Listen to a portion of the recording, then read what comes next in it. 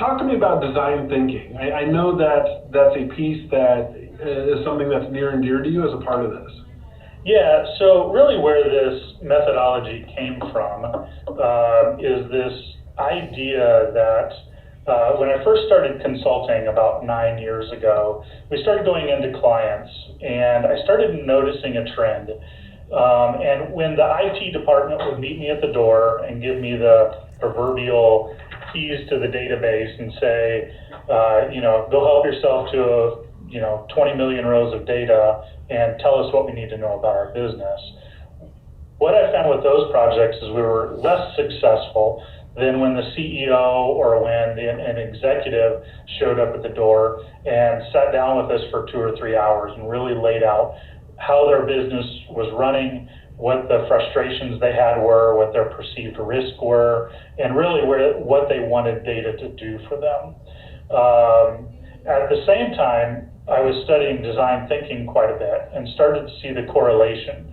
And if you think about design thinking, it really is about understanding that voice of the customer and understanding exactly what their needs are. And so I liked a couple of these quotes and really started driving down to how do we make this concept of data analysis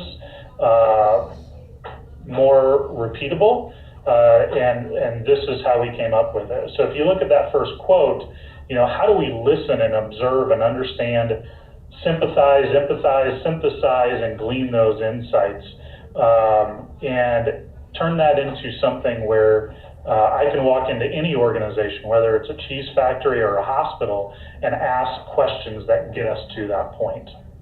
So when you say making the invisible visible, which is a great quote from Hillman Curtis, talking about the data, talking about thousands and thousands of rows, then the design and the output becomes of paramount importance.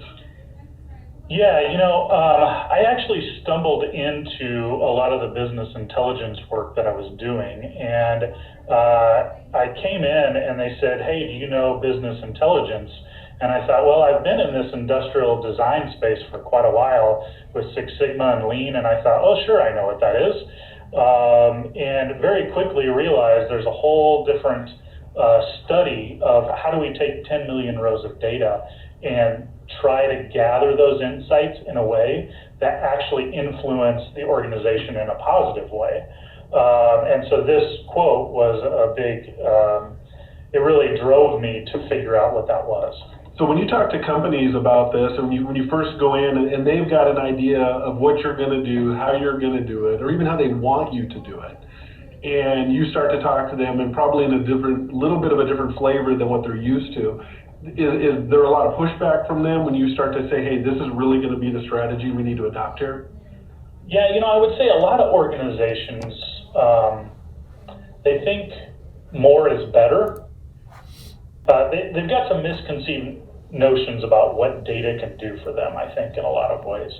And so I've had organizations, so I'll give you an example. I had one organization where they had come in and said, hey, take a look at all the metrics we're gathering. And if I remember right, it was about 168 charts that they handed out at their director meeting every day, or every 2 weeks, sorry. And in that meeting, they would go around the table, and I'm sitting in the back of the room watching this. And we'd get to the director of marketing and they'd say, well, if you look at chart 57, you can clearly see that my pet project is the most important one and we should drop everything to do what I want to do. And then we'd move to the next person. They'd say, but if you look at chart 83, you can clearly see that the business needs to go in this direction. And what started to become clear to me is that we can take data and we can glean a lot of insights, but if we don't have the right question to start with, we're going to make some really poor choices. And I tell people, give me some data. I'll give you 100 charts by Friday, and I can almost guarantee most of them will mislead you and take you in the wrong direction. And so it's not just about the data, it's about asking the right questions and understanding what actions we want to get to in our business.